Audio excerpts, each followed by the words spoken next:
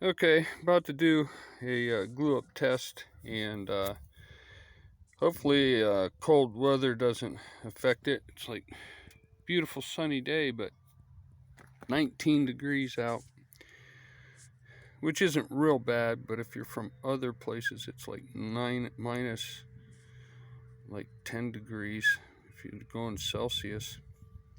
But I did something unique with mine. The only normal ones are 3 through 6. 3 through 6 is medium clamping, light clamping, and these two, 1 and 2, I did extremely heavy clamping. The heavy steel clamps that are even hard to squeeze with one, with just a couple of fingers. You got to use your hand to squeeze them.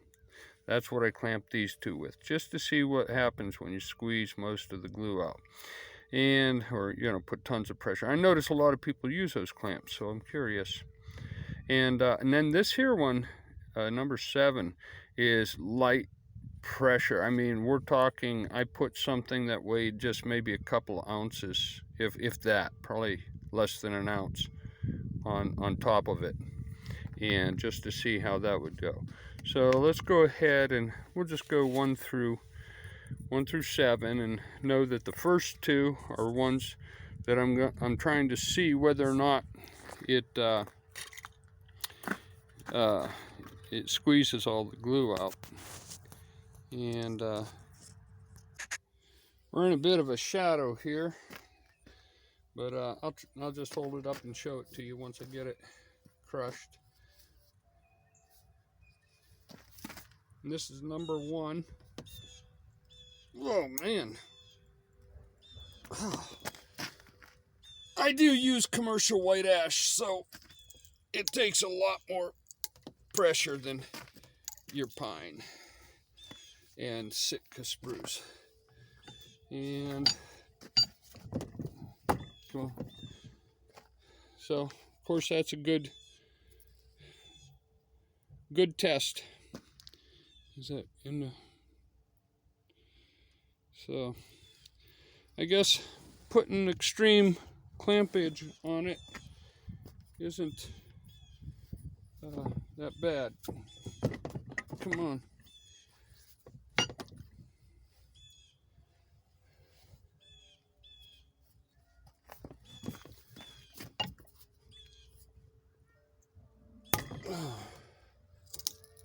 All right, now this one, half of it did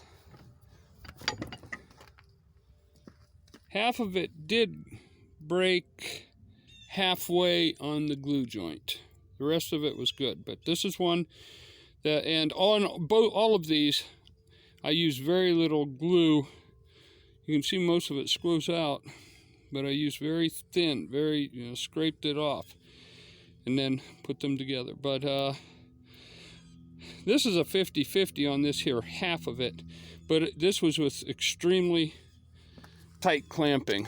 All right, let's go to number 3. Number 3 is medium pressure, a little heavier clampage than I like to use. Man, oh, come on. That's why I use commercial white ash. You can always reduce size to get your weight, and I'll show that in the next video. But good test.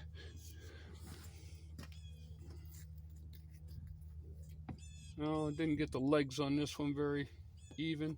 We'll see how that does anyways.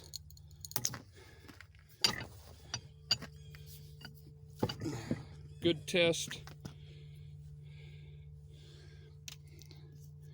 Number 5 and 6, they're done with a lighter pressure, little clamps, more than a clothespin, but still pretty light clampage. Oh. Oh.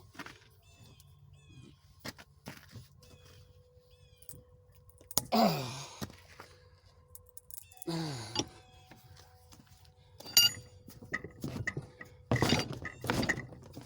Come on, Vice. I don't have one of them vices that's directly screwed. You gotta actually pull it back. But another good test.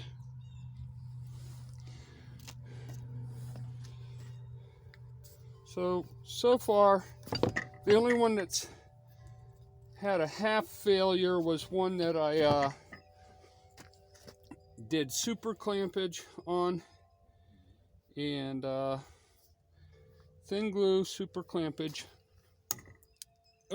Oh, that one failed. That's interesting. I didn't expect this one to fail. On one side of it, it failed.